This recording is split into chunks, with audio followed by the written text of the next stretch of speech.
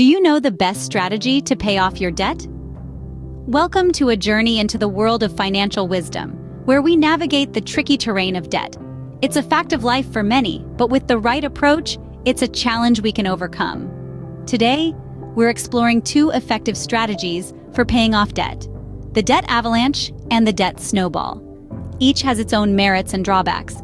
Stay tuned to discover which strategy works best for you. Debt is like a snowball rolling down a hill, right? Now, imagine the snowball growing bigger and faster as it rolls down. That's how debt works if not managed properly. It starts small, maybe a credit card purchase here, a student loan there.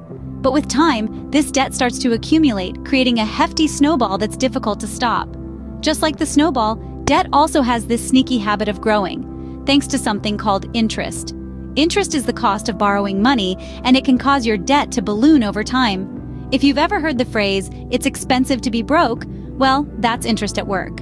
But don't worry, it's not all doom and gloom.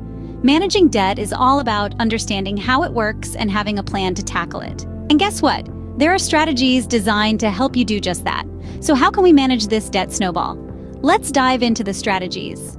Imagine standing on top of a mountain with a huge snowball.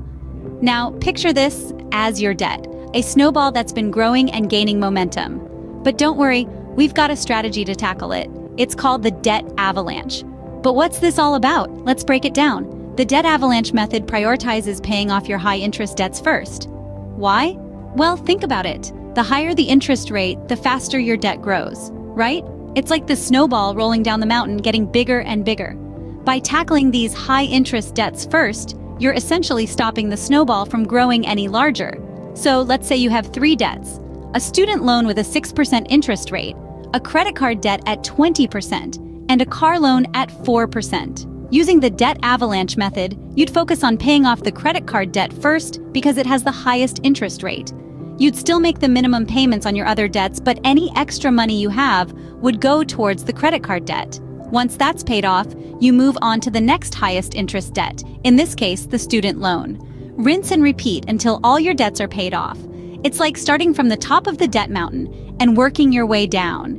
Now you might be thinking, but what if my highest interest debt is also my largest debt? That's a great question. It's true, the debt avalanche method might take longer to see results if your highest interest debt is also your biggest. But remember, by tackling the highest interest first, you're saving more money in the long run. Just like an avalanche, this method can be powerful, but it requires discipline and patience. It's not about quick wins, but rather about long-term financial health. That's the debt avalanche. But what about the other method? Scene script. Imagine now you're facing several small snowballs. Let's talk about the debt snowball method. Picture it like this. You're in a snowball fight, and instead of one giant snowball, you're being pelted with many small ones. These small snowballs represent your smaller debts. Instead of tackling the giant snowball or the highest interest debt first, you're throwing back the smallest snowballs first, or paying off your smallest debts. Why would you do this? Well, the debt snowball method is all about psychological wins. It's about momentum. Just like in a snowball fight, once you start throwing back those small snowballs, you feel a sense of achievement. You're making progress, you're gaining ground, and this motivates you to keep going, to keep fighting back.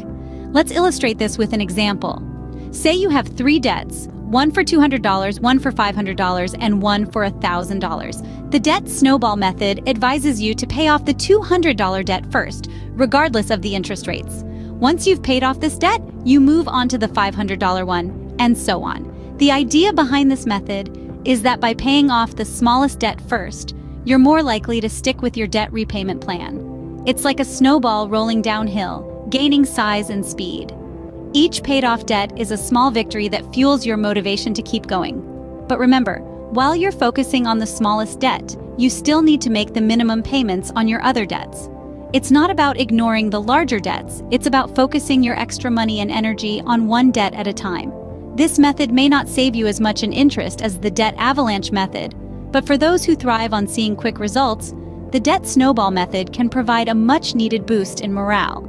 So that's the debt snowball, but which one is better? Now it's time for the fun part. Let's play a game. Imagine you're in a world filled with debts. Not too far from reality for some of us, right? Picture yourself at the base of two mountains. One is the debt avalanche, tall and daunting, with high interest rate debts at the peak. The other is the debt snowball, a collection of smaller hills, each representing a small debt you owe. Now, you're equipped with a shovel. You can choose to dig through either mountain. Let's see where each path leads you. First up, the debt avalanche. You've chosen to tackle the highest interest rate debts first. You start climbing, shovel in hand, determined to reach the peak. You're working hard, trying to dig through, and it's tough, yes, but remember, every shovelful of snow you move is reducing your total interest payments. As you reach the peak and start to descend, you realize the climb is getting easier. Why? Because you've tackled the most challenging part first. The rest of your debts, with their lower interest rates, feel like a walk in the park. And voila! You've reached the end, having saved a substantial amount in the long run. Let's rewind. Now, you're back at the base, but this time you choose the debt snowball. You start with the smallest debt, the easiest hill to climb. With each small debt you pay off, you feel a sense of accomplishment. You're making progress, and it's motivating. Each small win fuels your determination to tackle the next hill. It's a psychological boost, a morale victory.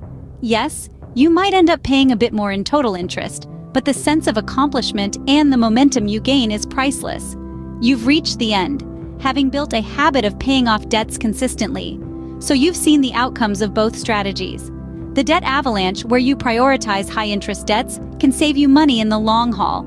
It's the mathematically sound choice. But then, there's the debt snowball, where the psychological boost of paying off small debts can keep you motivated to continue your debt repayment journey. It's all about what works best for you. Remember, the best strategy is the one you can stick to. It's not about the size of the shovel, but how consistently you use it. So whether you're an avalanche climber or a snowball roller, the important thing is that you're working towards becoming debt-free. Interesting, isn't it? So, what did we learn today? Whether you choose the debt avalanche or the debt snowball method, both are effective ways to tackle your debts. The choice depends on what motivates you to keep going. After all, the ultimate goal is to reach the bottom of the mountain, debt-free. So, which strategy will you pick to tackle your debt? As we've discovered today, both the debt avalanche and debt snowball methods have their unique advantages. The debt avalanche method targets high-interest debts first, saving you potentially significant amounts in the long run. On the other hand, the debt snowball method focuses on eliminating smaller debts first, providing psychological wins that can be crucial in maintaining motivation throughout your debt repayment journey. But remember, there's no one-size-fits-all solution. The best strategy for you hinges on your personal circumstances and psychological makeup. If you're someone who gets a boost from quick wins, the debt snowball method might be your best bet. But if you're more focused on the long-term financial benefits, then the debt avalanche method could be the way to go. Ultimately, the key is to choose a strategy that you can stick to. Consistency is crucial when it comes to debt repayment. So, take a moment to reflect on your financial situation, your personality, and your goals. Weigh the pros and cons of each method and make a decision that aligns with your needs and aspirations. Debt isn't something to be afraid of, but rather it's a challenge to be tackled with determination and strategic planning. It's a game, and like any game, it requires a good strategy to win. Remember, managing debt is like a game. Choose your strategy wisely and win. Thanks for watching.